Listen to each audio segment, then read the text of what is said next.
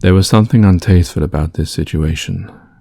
These evolved humans and us, did they come to make us extinct? Did we have any right any more to rule this abode that span on its axis in the vastness of space? Some of the doctors and able patients ran at the monster, but were soon thrown back. We had no chance, but their sluggish movement gave us at least one advantage: speed. We retreated to the next set of doors and used beds and tables on the doors and the corridors in between, where a set of makeshift guards were placed. Many patients unable to move were easily agitated. One man with the pipe down his throat to his lungs managed to get himself up and waved his arms about as he coughed up his pipe a little with each movement, before a nurse restrained him and laid him back down again. But the patients were now the least of our worries, for if we could not formulate a plan, soon all of us would be beyond medical help. The boy was clearly shaken by this whole affair. He was shaking and needed to sit down and drink hot drink before he was calm again. I held his hand and looked into his eyes, and told him a lie which I had no right to tell, that I could not bring true. I told him everything would be all right, but inside I knew this was far from the truth. As the creatures broke through the first set of doors, we scuffled off to the next set of rooms, leaving some patients we could not remove in time to the mercy of the creatures. We couldn't stay in this adjacent set of rooms for long, as the noise of the zombified tramps breaking the bones of the paralyzed patients and sucking on them, like a tramp does methylated spirits. I could not let the boy hear these sounds, though I was sure he'd probably heard worse. But we moved up a flight of stairs, this time taking the much valuable time to take everyone with us, even if we had to use our very own backs to carry each bed and patient and set of life-saving machines that they were connected with. Each life was precious, and where there was no choice, it was regrettable. When there was, it would be a crime not to save them.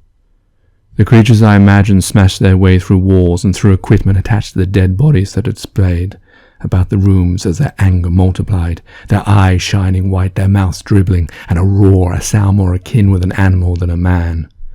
We went through all the rooms available to us, taking chemicals, using a biochemist to mix explosions and corroding agents that would be our weapons, along with wood, the sticks and metal rods. Each person was given some form of a weapon, and in a crowd we got together and decided now was the time we would face these monsters. We charged with a battle cry down 3 flights of stairs, down a corridor and into a room where the creatures were enjoying a meal they just murdered. I struck one of them with a metal rod and quickly with my other hand threw a bottle which smashed on his back with impact.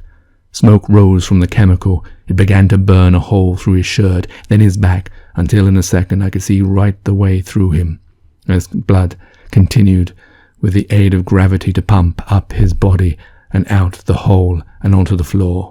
He turned slowly and looked at me, roared. I imagined he was angry and about to snap my neck off. When the roar finished, he fell to the ground, dead. Yes, dead. He was dead. These creatures had inherited our vulnerability, and with the first of them dead, we began vigilantly to beat the life out of these once human beings.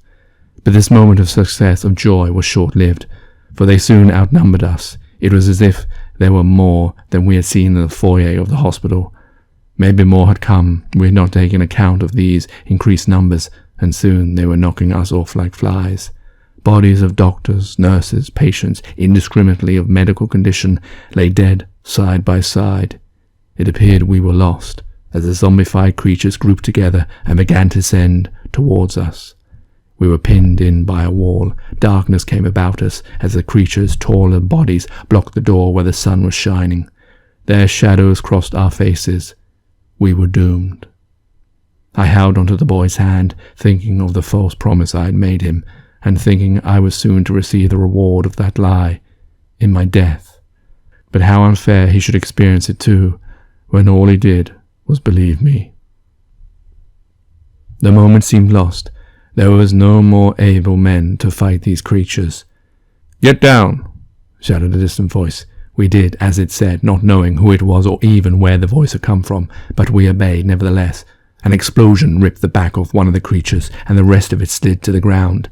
Then around a machine, bullets flew across the room from the doorway, and the creatures turned to face their new enemy. I pulled hold of the boy to my chest and decided to make my promise come true.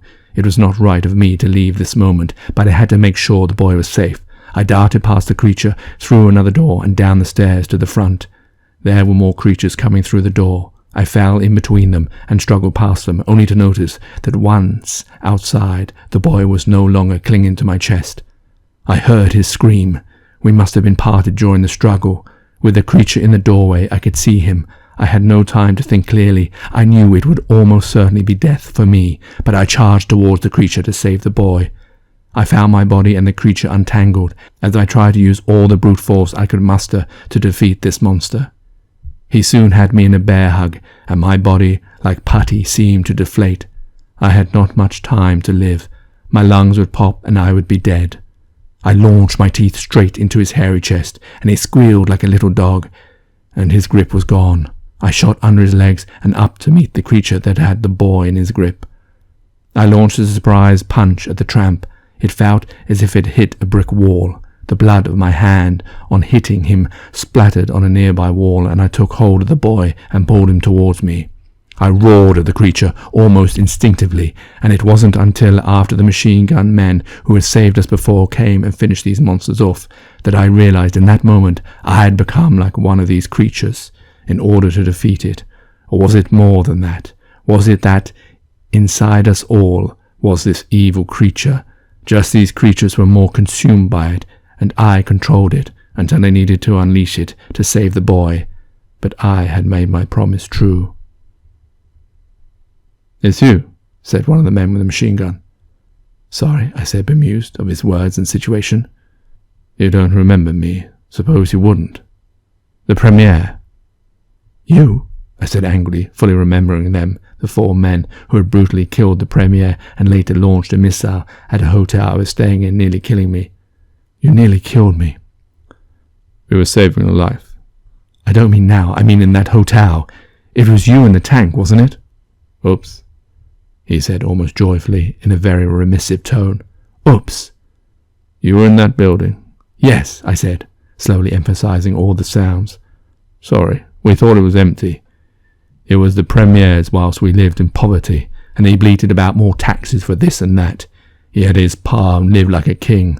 Once he was dead, all his memory had to be eradicated." I didn't bother to listen any more. That night we all sat around a long table, and with candles as the power was destroyed in the battle, we ate a final dinner at St. Mary's Hospital.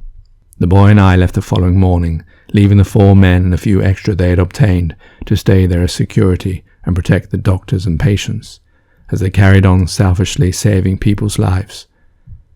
I shook the doctor's hand and offered to take him, as he couldn't drive, to find his wife and family, but he said he had to stay and help set the hospital up first. So we both parted first by foot until we purchased another car.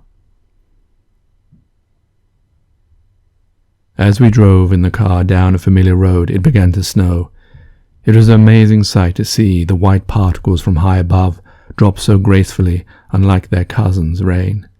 And on the ground came their pattern until a carpet was made, but strangely it made the landscape even more bleak than it had appeared before. All that touched snow that would remain like that till it turned to ice, then sleet, and disappeared as if it had never come. We drove past a bridge. There I saw my bus covered in snow. We swapped over and drove across the bridge. The boy wiped the dirt from one of the windows and looked at the now frozen water below. We drove into the center, snow covering its surface. Even the bodies of the fallen comrades lay under snow. Buildings with large holes gaping in them, sprinkled with snow.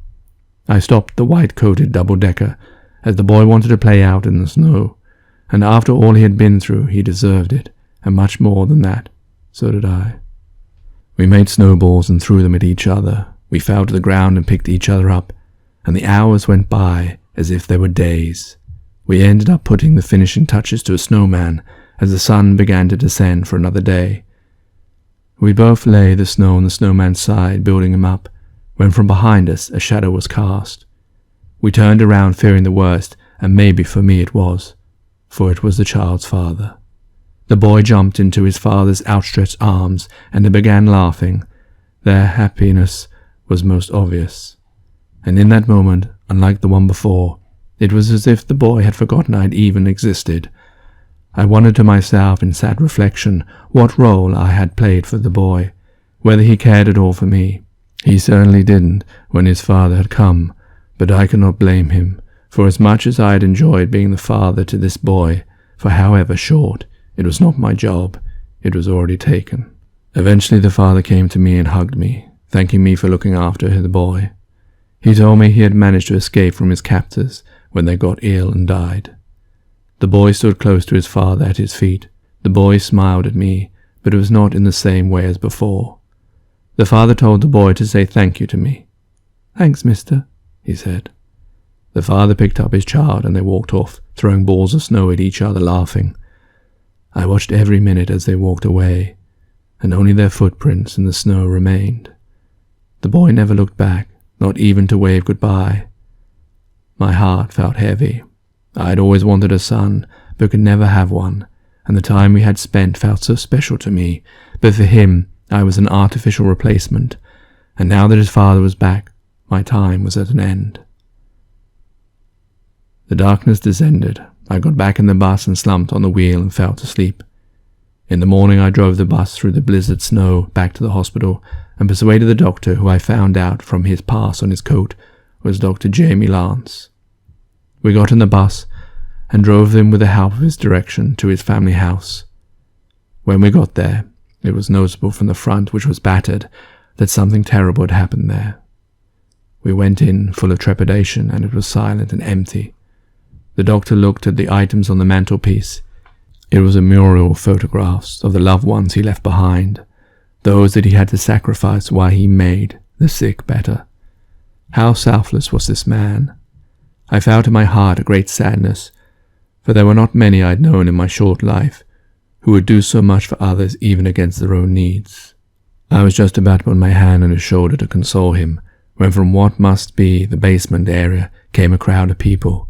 They were strangers to me, but to him, they were his family, his wife, parents, children, all of them living in the basement.